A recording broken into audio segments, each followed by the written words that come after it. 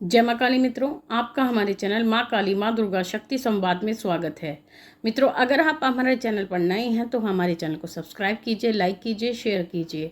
साथ ही notification bell को भी प्रेस कीजिए, जिससे हमारी आने वाली वीडियोस का नोटिफिकेशन आपको तुरंत मिल जाए। मित्रों, आज का जो विषय है वो विषय अपने आप में बहुत महत्वपूर्ण है।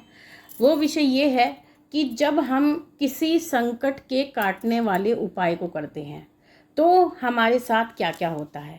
देखिए, जब कभी भी हमारे शरीर में किसी भी प्रकार की नकारात्मक ऊर्जा लगी होती है, किसी भी प्रकार का कोई भूत चुड़ैल या पिशाच मसानी जो भी आप कह सकते हैं, अगर वो हमारे शरीर में कहीं से लग जाता है या तंत्र के माध्यम से हमारे ऊपर छोड़ा जाता है या हमारे ऊपर जादू टोना या काला जादू किया जाता है, तो उस समय पर हमारे साथ में एक ऐसी शक्ति जुड़ती है जो हमें मानसिक रूप से, शारीरिक रूप से और आर्थिक रूप से प्रताड़ित करती है।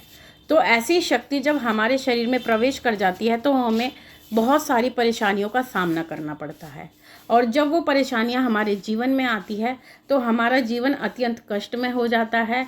अगर हम शारीरिक परिस्थिति की बात करते हैं तो हमारी जो स्थिति होती है वो मृत्यु तुल्य कष्ट जैसी हो जाती है, या हम कहें कि हम मृत्यु के अंतिम द्वार तक पहुंच जाते हैं। आर्थिक रूप से इतना संकट आता है कि हमारे लिए धनोपार्जन के हर रास्ते बंद हो जाते हैं और जो हमारे घर में धन होता है वो किसी ना किसी कारण से हमारे पास से निकल जाता है। और मानसिक पीड़ा इतनी अत्यधिक हो जाती है कि हम आत्महत्या करने तक की स्थिति में आ जाते हैं। तो ये सभी संकट और नकारात्मक ऊर्जा के लक्षण होते हैं। तो ऐसी स्थिति में जब आप इतनी बुरी परिस्थिति में फंस जाते हैं और अगर शारीरिक कष्ट होता है, आप डॉक्टर के पास जाते हैं, वहाँ पर अपना चेकअप कराते हैं, तो आपको कोई भी बीमारी नहीं निकलती है, लेकिन आपकी जो हालत होती है वो मृत्यु तुल्य होती है। तो ऐसी स्थिति में आप लोग अपना इलाज कराते हैं, किसी भक्त के पास जाते हैं, क्योंकि कोई भी डॉक्टरी समस्या आपको नहीं होती है और ऐसी स्थिति होती है कि आपको उसका कोई रास्ता नहीं मिलता। तो तब आप एक भक्त के पास जाते हैं, किसी भी आप तांत्रिक के पास जाते हैं, जो विशेषज्ञ होते हैं उनके पास जाते हैं। तो वो विशेषज्ञ क्या करते हैं, आप लोगों के जो कष्ट होते हैं, यानी जो नकारात्मक ऊर्जा होता है या जो संकट होता है, उसका निवारण करते हैं। और उसके निवारण के लिए आपको कुछ उपाय बताए जाते हैं। उपाय ऐसे होते हैं जिनको आप आसानी से कर सकते हैं। लेकिन जब आप संकट काटने वाले उपाय करते हैं, क्योंकि भगत पहले क्या करते हैं, संकट को पहले वो पकड़ते हैं। अगर संकट ऐसी स्थिति को होता है, कुछ उपाय वो खुद करते हैं, कुछ उपाय वो आपसे कराते हैं। तो जब वो उपाय आपसे कराते हैं तो आपके साथ में एक ऐसी स्थिति आती है जिसमें आपको ऐसा लगता है कि हमें ये उपाय छोड़ देने चाहिए। उसका कारण ये होता है कि जब आप संकट का उपाय करते हैं तो उस समय पर जो संकट आपके अंदर लगा हुआ है, जो नकारात्मक ऊर्जा आपके शरीर में बैठी हुई है, वो अपना तांडव मचाने लगती है। अर्थात आपको इतनी शारीरिक पीड़ा देने लगती है कि जब आप पूजा करने बैठते हैं, अगर संकट काटने की कोई पूजा है तो अगर आप पूजा करने बैठते हैं तो उस समय पर आपको शारीरिक और मानसिक बहुत ज़्यादा कष्ट होने लगता है। और जब वो कष्ट होता है तो उस समय पर आपको ऐसा लगता है कि ये उपाय करने से मुझे शायद ऐसा लगता है कि मेरा कुछ भी अच्छा नहीं होगा, उल्टा मेरा बुरा होना शुरू हो गया है।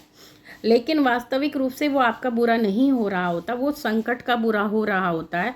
और वही संकट आपको कष्ट देता है, जिससे कि आप उसकी पूजा, जो आप उसके संकट काटने के लिए पूजा आदि जाप आदि कर रहे हैं, वो आप करना बंद कर दें।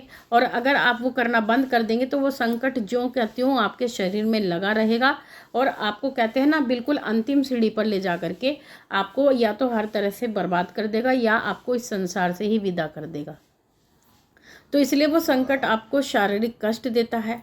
और जब वो कष्ट देता है तो ऐसी स्थिति में आपको मानसिक परेशानी बहुत ज़्यादा होती है।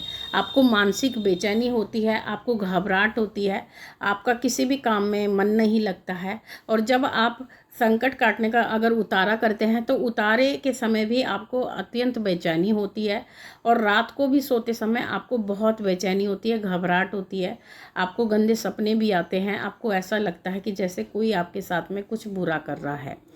और जब आप उपाय प्रारंभ करते हैं तो उस समय पर जो आपकी परेशानी है वो कम होने की बजाय बढ़ जाती है।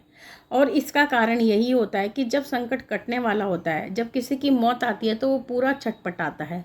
तो वो जो नकारात्मक ऊर्जा होती है उसको ये पता लग जाता है कि अब मेरा अंत आ चुका है।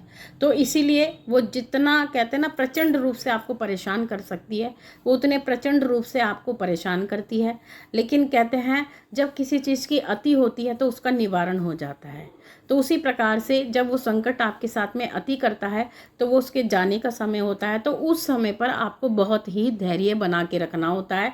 जो उपाय आपको बोले जाते हैं आपको धैर्यपूर्वक वो सारे उपाय करने होते हैं। अगर पूजा पाठ बोली गई है तो आप उसको पूजा पाठ को निरंतर करते रहें, क्योंकि पूजा पाठ के माध्यम से भी संकट हटाए जाते हैं।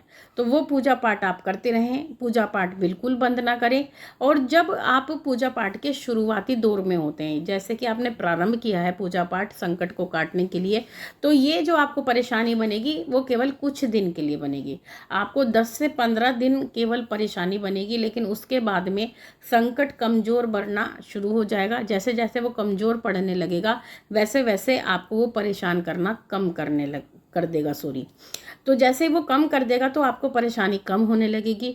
और जब आप संकट के उपाय करते रहेंगे तो वो संकट अपने आप ही आपका या तो शरीर छोड़ के चला जाएगा, या वो जिस शक्ति का आप पाठ कर रहे हैं उस देवता के द्वारा उसको हटा दिया जाएगा, या जिस भगत की आप शरण में हैं कुछ उपाय वो आपसे कराएंगे, कुछ उपाय वो अपने आप करेंगे और आपका संकट आपके शरीर में से हटा देंगे। और संकट हटने से आपके जीवन में एक नई किरण उत्पन्न होगी, जीवन जीने की एक नई आशा उत्पन्न होगी, जिसमें आप अपना जीवन बहुत खुशहाली के साथ जी पाएंगे। दूसरी बात, जब किसी को संकट लगता है तो संकट एक वरदान की तरह होता है। संकट आपका बहुत कुछ ले जाने के लिए आता है, लेकिन जो लोग इस संकट में सही प्रकार से सही गुरु के सानिध्य में चले जाते हैं तो उनको यही संकट एक वरदान की तरह प्राप्त होता है। और जो गुरु द्वारा जो मार्गदर्शन होता है संकट हटाने का, अगर वो उसको फॉलो करते हैं तो उनको इसी संकट से बहुत कुछ प्राप्त हो जाता है। तो कहीं ना कहीं संकट आपको बहुत कुछ दे के भी जाता है, लेकिन ये बात अलग होती है कि किसी को लेने का तरीका आना चाहिए, या आपका भाग्य इतना प्रबल होना चाहिए कि आप ऐसे भक्त के सानिध्य में जाएं जो इस संकट से आपको लाभ पहुंचा सके, क्योंकि हर भक्त आपको इसका लाभ नहीं पहुंचा पाएंगे, क्योंकि ये जो विद्या होती है वो बहुत गूढ़ होती है। हर कोई भक्त इस विद्या को नहीं जानता है कि संकट से किस प्रकार से लाभ लिया जाता है। तो वो लाभ अगर देने वाला भगत आपको या आपके गुरु इस तरह के आपको मिल जाते हैं तो आपके सौभाग्य की बात हो जाती है। तो इस तरह से ये संकट आपको परेशान करते हैं। तो मित्रों, ये थी जानकारी आप सभी के लिए। आप अगर हमारे साथ इंस्टाग्राम पे भी जुड़ना चाहते हैं तो आप हमारी इंस्टाग्राम आईडी शक्ति संवाद को फॉलो करें। आपसे जल्दी मिलेंगे, तब तक के लिए जय महाकाली, जय महाकाल।